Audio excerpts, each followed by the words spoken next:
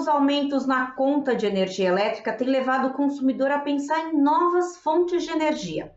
Com isso, a energia limpa ou sustentável vai ganhando destaque e o gosto da população. Para nos falar um pouco da viabilidade desse sistema nas residências das pessoas, recebo no Alesp Conecta de hoje o coordenador do Programa de Energia e Sustentabilidade do IDEC, Clauber Leite. Clauber, seja bem-vindo à Rede Alesp. Obrigado, né? É um prazer estar falando aqui em nome do IDEC e em nome da maioria dos nossos consumidores residenciais aqui. Clauber, esse é um assunto que eu acho que tem muita gente esperando uma luz no fim do túnel, literalmente, porque realmente está difícil para todo tipo de consumidor essa questão da variação dos valores da energia. Ano após ano, a gente vem ouvindo falar na crise hídrica, que gera a crise elétrica também. E, claro, que traz impacto na conta de luz. É hora da gente olhar com mais seriedade para a geração de energia limpa, ou seja, pegar outras fontes de energia e outras matrizes energéticas para o país? Sim, Mel, passou do momento já da gente olhar a energia como um bem essencial. E segundo ponto, a gente não pode tratar a energia como algo descartável, a gente tem que dar um valor devido a essa energia. Então, duas coisas são muito importantes. A gente precisa parar de pôr a culpa em São Pedro, sabemos sempre que vai ter crise, então medidas são necessárias. A primeira delas é como usar a nossa energia, o que a gente chama de eficiência energética. Então, a gente precisa, enquanto consumidor, fazer um uso correto dessa energia. Segundo ponto, adquirir equipamentos eficientes também. Então não adianta nada a gente usar certinho, sendo que aquele equipamento está consumindo energia. E agora, entrando já nessa era mais moderna, a gente precisa e tem a possibilidade hoje de instalar a nossa própria geração de energia, e que é uma energia mais barata e mais limpa. Então é a chamada geração distribuída, que é uma geração feito a partir da própria residência do consumidor. E hoje, infelizmente, quem tem usado muito esse modelo ainda são empresas, mas quando a gente visita outros países e outras experiências, a gente vê que essa já é uma realidade para muitos consumidores no mundo. Então, isso abaixa a nossa conta e diminui também o impacto ambiental de muitas dessas fontes que a gente tem utilizado. Sem dúvida, eu vi uma reportagem há um tempo atrás de uma cidade na França que nem é tão quente assim, uma região até que tem uma temperatura mais baixa, que eles colocaram placas de energia solar na estrada e aí com o calor do sol e dos veículos eles abastecem a cidade inteira. É sensacional e é algo muito inovador. Eu vi uma pesquisa hoje que aponta que os quilowatts que a gente já gerou de energia fotovoltaica esse ano, nos 5 meses desse ano, foi o mesmo que 2020 inteiro. Então, quer dizer, as pessoas estão se interessando por essa matriz energética, e isso é super importante. E aí eu queria te perguntar, se tem diferença entre a energia limpa e a que é gerada no próprio telhado ou numa usina no interior do país. Como é que funciona essa diferença? Tá. A primeira coisa, assim, como eu falei no começo, a energia é um bem essencial que precisa estar disponibilizado para todos. Tá? Então, tem uma obrigação na lei, então isso é garantido por lei, o acesso a todos à energia. Então, independentemente se você tem condições de instalar um painel solar ou se você é um baixa renda que também mal daria para você colocar um teto, por exemplo. Então, todas essas pessoas têm acesso à energia.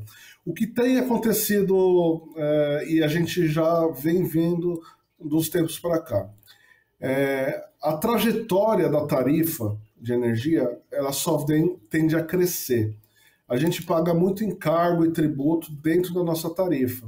Então, com esse crescimento da tarifa, vai viabilizando tecnologias que antes não eram viáveis. Então, hoje já é viável a instalação por alguns consumidores que têm esse poder aquisitivo de colocar painéis solares na sua casa.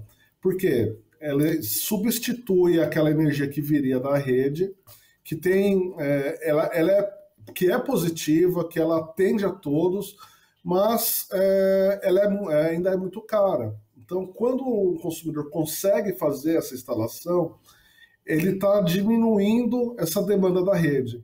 Ao diminuir isso e substituir aquela energia que ele consumiria da rede por uma geração própria, você consegue abaixar a sua conta. Claro, tem um investimento alto no início, mas ele é compensado ao passar dos anos. E daqui a algum tempo você está totalmente livre, porque você já pagou o investimento e tem uma tarifa mais baixa, dada essa possibilidade que está acontecendo agora, de uma crescente de tarifa. A gente não vê sinais de uma redução tarifária. Então, hoje, vale a pena já colocar uma geração distribuída em seus lares. E é bem interessante a gente observar, né, Glauber, que os recursos naturais também são impactados com essa energia elétrica, fora essa questão que você colocou do valor que tem sido inviável aí para muita gente, principalmente o consumidor que tem um salário menor, que está vivendo uma dificuldade muito grande em meio à pandemia. Claro, todo mundo está vivendo essa dificuldade, mas quem ganha menos sentiu com mais peso essa questão da pandemia. E aí eu queria que você falasse quais são as energias viáveis para imóveis em áreas urbanas. Tá. Daí, novamente, eu bato na tecla. A energia mais barata é aquela que a gente não usa. Então, o primeiro passo é rever os seus hábitos ali e ter uma eficiência no uso da energia. Feito isso, aí sim você pode dar um passo, e o que está mais viável hoje é a energia fotovoltaica. Então, são os painéis solares instalados nos tetos das casas. Então, hoje, o que tem acontecido é essa explosão da energia fotovoltaica, e, infelizmente, ainda por consumidores que ainda têm um poder aquisitivo. Então, é uma fonte que já não precisa de subsídio para esses consumidores. Talvez ainda haja e possa ter discussão para quem pode ter mais subsídio. Então, políticas públicas para ampliar esse tipo de geração, por exemplo, em populações de baixa renda, em comunidades. No Brasil mesmo, tem comunidades isoladas que ainda dependem do diesel. Então, ainda tem muito, muito espaço para o crescimento da GD, e esse é um caminho inevitável. O único problema, que no IDEC a gente questiona isso, é que a forma de que hoje está constituído o regulamento, ele ainda não favorece essas pessoas que mais precisam da energia, e acaba favorecendo muito mais aqueles consumidores que já têm uma condição mais favorável para a instalação de um painel desse. Glauber, uma casa que é construída para ser abastecida por energia elétrica, ela pode sofrer modificações e gerar, por exemplo, a energia fotovoltaica? Uma casa que tem uma construção mais antiga, é possível? Sim, sempre é necessária a avaliação de um profissional especializado, porque esses painéis têm um peso, tem que ver esse profissional se precisa de uma adequação na infraestrutura. Geralmente não, geralmente o peso não é tanto que precisa de um reforço, mas é necessária essa avaliação. E é algo mais simples hoje. Hoje já tem muitas empresas fazendo isso, e o consumidor consegue escolher e ver qual que é a melhor opção. Mas tem um aspecto importante, que além da avaliação da infraestrutura, tem que avaliar o local, porque se tiver prédios perto, se tiver grandes árvores, isso prejudica a geração de energia, porque vai fazer sombra. Então, isso é um elemento importante na tomada de decisão também. É interessante você falar isso, porque outro dia eu estava conversando com a minha mãe sobre esse assunto. E ela falou assim: não, mas tem dias que está nublado, não tem como a gente usar. Eu falei: não, tem nada a ver, porque o sol continua lá. A gente não está vendo, mas ele continua gerando energia. Então, quer dizer, é interessante também. O Brasil tem um clima extremamente favorável para uma geração de energia dessa natureza, que com certeza é muito interessante para o consumidor. E aí eu queria saber, que provavelmente é uma dúvida de quem está nos acompanhando, se os eletrodomésticos da casa que passa a ser abastecido por energia fotovoltaica, eles precisam sofrer alguma modificação ou ser mudado ali de alguma forma para que eles consigam funcionar adequadamente. Não, de forma alguma. No conjunto dessa instalação, a gente funciona aqui no Brasil com corrente alternada. Então, no conjunto, embora os painéis gerem em corrente contínua, vem um aparelho chamado inversor que transforma essa corrente contínua em corrente alternada. Então, não é necessário nenhuma modificação nos aparelhos que a gente já tem. A única questão é que a gente precisa que faz parte do kit, que são os painéis e o inversor. Então, isso garante que não há nenhuma necessidade de modificação. O que acontece também é que as pessoas, às vezes, conseguem substituir a geração de água quente. Então, e é um investimento bem menor. Então, quando você faz um investimento de coletores solares para aquecimento, precisa assim, de uma mudança no sistema hidráulico ali, da onde você vai receber essa água quente. Mas é um sistema que também economiza energia e já também, de longa data, já tem uma viabilidade econômica. Com certeza, bem interessante a gente saber um pouco mais sobre isso, porque com certeza esse é o momento que as pessoas estão buscando ali alternativas para conseguir atravessar esse momento que está difícil. Você avalia que o Brasil tem um potencial para investir mais em outras fontes de energia, ampliar essa matriz energética? E aí eu coloco uma outra questão que eu acho que é muito importante a gente colocar na nossa conversa, que é da legislação. A gente, quando vê a legislação brasileira, ela está muito voltada para a energia elétrica, né? E aí eu queria saber se você vê essa necessidade de ampliar a legislação para que possa atender também essas novas fontes de energia. Olha, Mel, historicamente, o Brasil já tinha uma matriz limpa, relativamente renovável, e que dependia pouco de termoelétrica.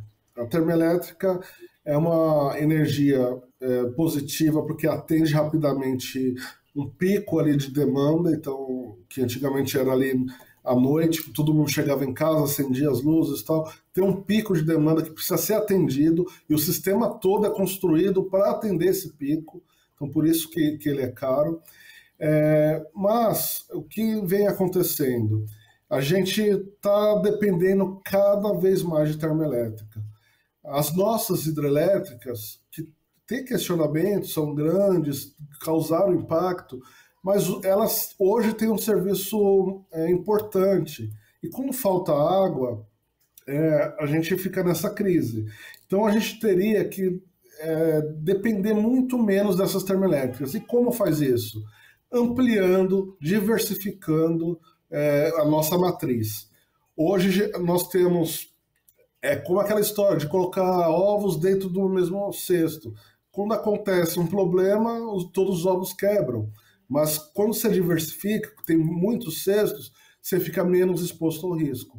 Então é isso que a gente tem que fazer, inserir muito mais renováveis. Daí eu não falo só da geração distribuída, só dos nossos tetos, que também já é viável, mas a gente pode inserir muito mais centrais eólicas, centrais solares concentradas, que podem ganhar, em um ganho de escala, ganhar competitividade e reduzir ainda mais a tarifa. Por quê? Com uma maior inserção de renováveis, a gente preserva muito mais os nossos reservatórios. E aí, numa crise hídrica, a gente não necessitaria tanto de acionar tanta termoelétrica e entrar constantemente em bandeira vermelha e reajustar a tarifa, e o dano ao consumidor é inevitável quando isso acontece. É muito bem observado, Glauber, porque muita gente coloca a culpa na conta de São Pedro, coitado de São Pedro, porque, na verdade, ele é o menor culpado da história toda. A gente está explorando tanto o recurso hídrico quanto a matriz energética faz um tempão, sem fazer uma renovação adequada de ambos, e aí isso, obviamente, que uma hora estoura, literalmente, né? Então, quer dizer, a gente vem falando, recentemente eu fiz um programa falando especificamente sobre crise hídrica, com a Malu Ribeiro, que é do SOS Mata Atlântica. A Malu falou, ela usou a mesma frase que você, que o São Pedro não tem nada a ver com essa história, né? Que a gente precisa observar essa questão, até porque a gente não está numa crise deste ano, a gente está numa crise de anos, né? De acordo com o que ela colocou. Exato, também, Mel, acabei não respondendo a parte da legislação, e vem bem nesse sentido agora. A gente está claro, o setor elétrico ele é complexo, tem muitos meandros técnicos, mas a gente precisa de uma modernização do setor. As nossas leis precisam ser revistas para que se incorporem esse tipo de geração distribuída, para que consumidores possam eventualmente vender ou comprar energia da fonte que ele quiser, sem necessariamente estar preso a uma distribuidora, que é isso que acontece hoje. Então, há essa necessidade também de um aprimoramento da legislação, visando essas novas alternativas tecnológicas que surgem em novas condições que a gente está vivendo hoje. A gente jamais imaginaria que estaria todo mundo trabalhando de casa. Isso traz novos hábitos. A gente busca um conforto imediato. Antes, um ar-condicionado que a gente usava na empresa que trabalhamos, agora a gente quer um ar-condicionado em casa, ou quer um aquecedor em casa, porque a gente está ficando muito mais tempo. E é justo que a gente queira esse conforto, mas são novos hábitos que a gente precisa estudar e rever essas nossas práticas. Sem dúvida. Cláudio, muitas pessoas defendem que os consumidores com menor poder aquisitivo obtenham a energia, principalmente a fotovoltaica, das fazendas solares. Isso é viável? E aí a gente também lançando um olhar para as zonas mais urbanizadas. No caso dos bairros, seria o equivalente ali uma pequena distribuidora de energia no próprio bairro? Como é que isso pode funcionar na prática? Essa atualização da legislação do sistema do arcabouço regulatório que a gente necessita. Porque, de fato, hoje empresas estão vendendo energia dessas fazendas para os consumidores a um custo menor do que a concessionária nos vende. Porém, esse custo pode ser muito menor ainda.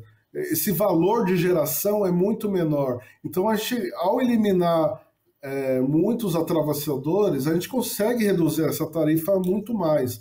Então, não basta hoje só essa compra de energia de fazendas. A gente precisa de uma reformulação do setor para que eu, enquanto consumidor, tem uma parte que é monopólio natural, que é a infraestrutura ali de poste, fio, que aquilo não tem jeito, precisa ser pago e tem um custo, mas eu, enquanto consumidor, eu quero ter a liberdade de comprar a energia de quem eu quiser. Então, nessa compra, hoje grandes consumidores já conseguem fazer isso.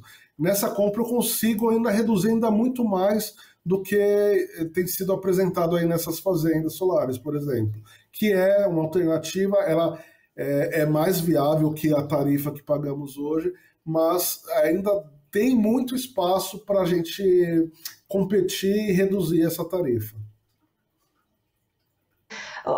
Cláudio, alguns especialistas afirmam que os projetos de energia solar instalados nas residências aumentam o custo dos demais consumidores, né? Quer dizer, o rateio ali fica menor e aí aumenta o custo dos demais consumidores que adotam o sistema.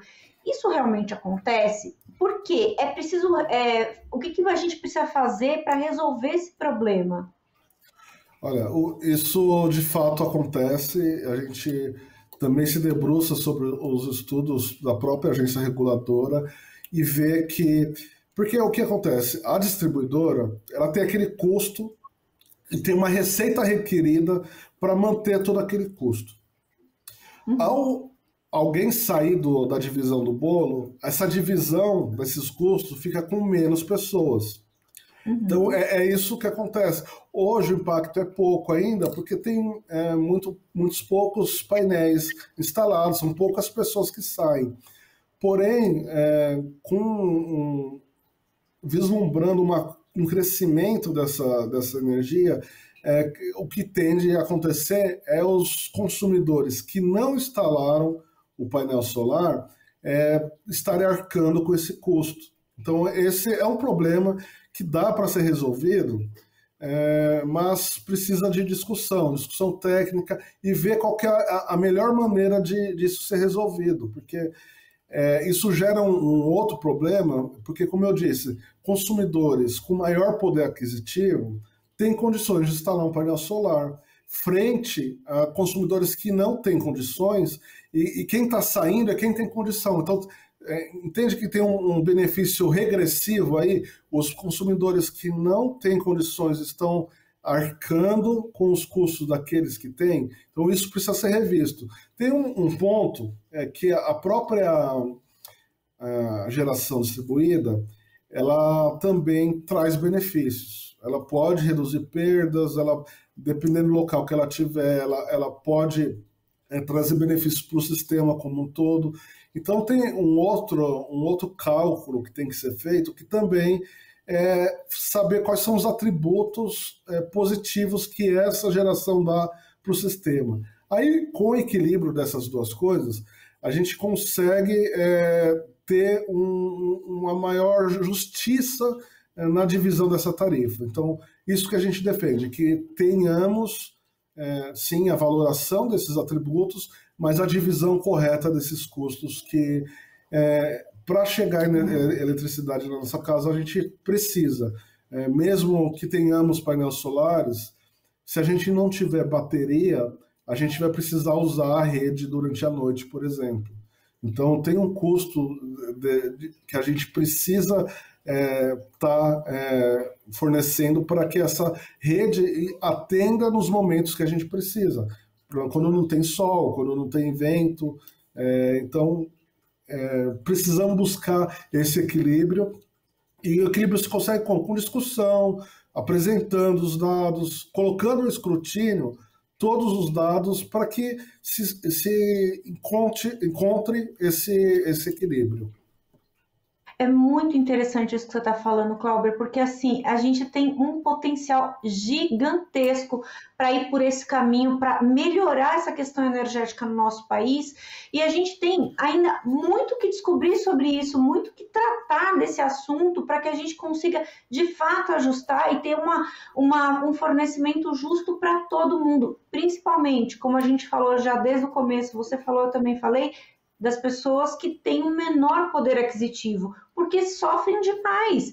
E aí eu queria falar de uma outra questão que eu acho que é muito importante a gente pôr aqui na nossa conversa, que no caso da energia elétrica, é possível a gente usar com consciência, adotar melhores escolhas? A gente vê muitas vezes o pessoal colocando sensor, trocando tipo de lâmpada, tirando tudo da tomada. Isso, de fato, tem impacto, traz impacto para as pessoas?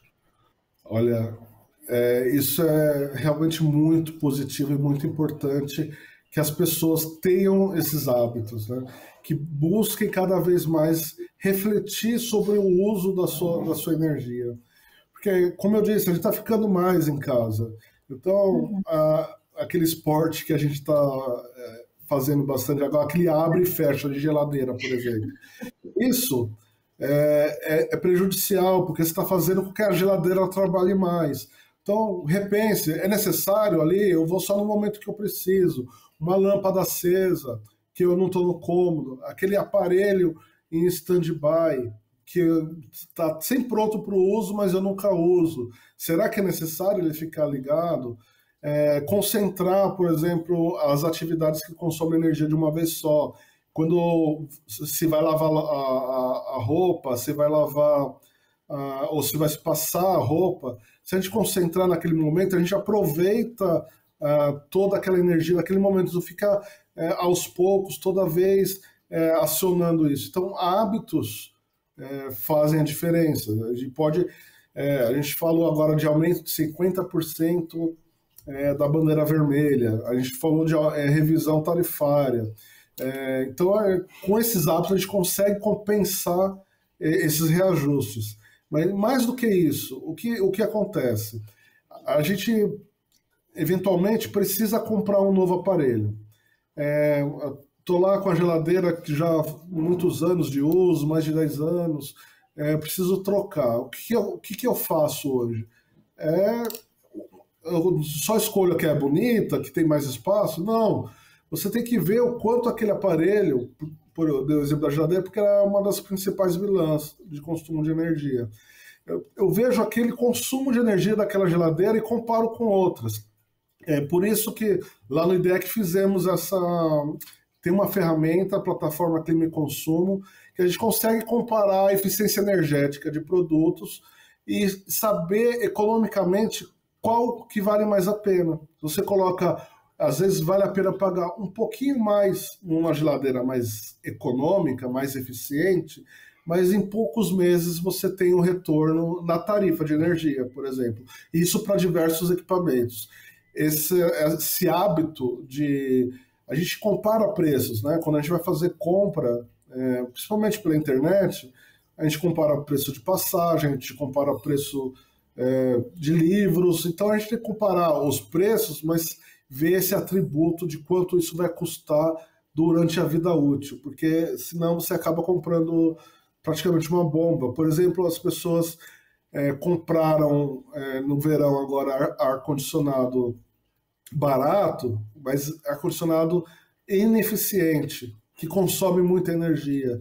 E o que aconteceu?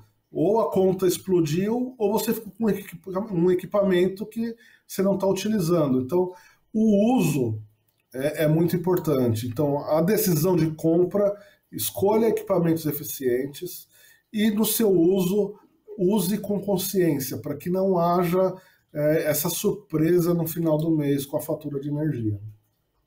Olha, essa calculadora que vocês têm no site do IDEC é muito legal, é muito interessante, dá para ficar horas lá calculando tudo. E aí, quem ficou interessado em casa é idec.org.br e aí tem lá a calculadora da conta de luz. Aí você coloca lá o produto e faz um comparativo e não é simplesmente o produto, é por marca, então é bem específico, bem legal, assim, bem interessante. Agora, Cláudio, eu queria que você falasse um pouquinho sobre essa história da tarifa branca que surgiu aí nos últimos tempos, e eu queria saber como é que o consumidor pode ter acesso a esse tipo de tarifação. Tá. A tarifa branca, ela favorece o sistema como um todo, porque, como eu disse, o sistema ele é construído para atender o pico. Então, quanto mais pessoas, todo mundo ligasse a energia naquele momento, então o sistema é construído para o pico. Só que esse pico cada vez está maior e a gente precisa reduzir o consumo de energia nesse pico.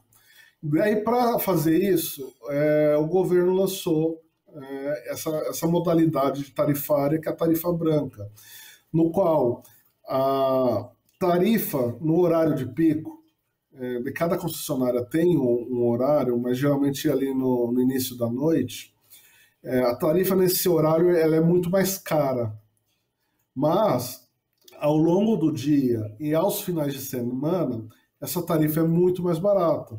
Então, se o consumidor consegue deslocar o seu consumo, deixar de consumir nesse horário de pico e consumir de manhã, por exemplo, vou dar um exemplo, ao lavar roupa, se você lavava à noite, começar a lavar de dia, pode ser que tenha um benefício econômico com essa tarifa branca, porque o consumidor fala, poxa, eu acho que eu consigo mudar meu hábito ou o meu consumo está deslocado aqui do horário de pico, isso pode valer a pena. Então, é só o consumidor fazer o pedido na sua concessionária. Qualquer consumidor hoje já tem direito, faz o pedido, a concessionária vai até sua casa, muda o medidor, porque precisa de um medidor específico que faça a leitura nesses diferentes momentos do dia, e aí vem no final do mês uma conta diferente, especificando o seu consumo durante o horário de ponta e fora da ponta. E aí, o consumidor pediu, fez o teste, gostou, beleza, vou continuar. Mas se ele não gostou, ele tem a opção de retornar para a tarifa anterior. Porque muitas vezes a gente não consegue deslocar o consumo, a gente está em casa com a família à noite, então eu não consigo, por exemplo, sentar com a família em outro horário, então eu não vou conseguir deslocar esse consumo. Então, o consumidor precisa avaliar bem se é vantajoso, porque tem a possibilidade de redução de tarifa, mas se ele consumir energia nesse horário de pico, a tarifa pode vir muito mais cara também. Sim, muito bacana. Cláudia, a nossa conversa foi tão legal que o tempo passou e a gente até acabou estourando o tempo do programa. Queria só dar a dica de novo da calculadora lá do IDEC, que eu achei sensacional para os produtos que a gente consome em casa, os eletrodomésticos, mas também para emissão de gases do efeito estufa. Cada coisa que a gente usa tem lá o seu nível de poluente, e isso também é super importante. E eu achei muito legal, eu fiz o cálculo lá no site, e achei legal que vocês também dão dicas de como que você pode reduzir aqueles números. Eu achei sensacional, é uma ferramenta gratuita que está ali à disposição de todo mundo, idec.org.br, você procura lá as calculadoras e consegue melhorar ali a sua relação com o meio ambiente, no final das contas, né? Eu queria que você fizesse as considerações finais para a gente encerrar, por favor. Não, o consumidor em si tem um papel importante. Claro que a gente não pode pôr tudo na conta do consumidor, essa crescente demanda de energia, porque é justo que a gente queira ter um conforto, queira ter mais eletrodoméstico, queira ter mais mordomias, né? A gente precisa disso também. Mas que nosso uso seja consciente, que a gente reveja os nossos hábitos e adquira coisas mais eficientes. Por isso, tem essa ferramenta lá no site do IDEC, disponível para todos. Então, quem quiser, sinta-se à vontade, mande mensagem lá para a gente, que vai ser muito legal.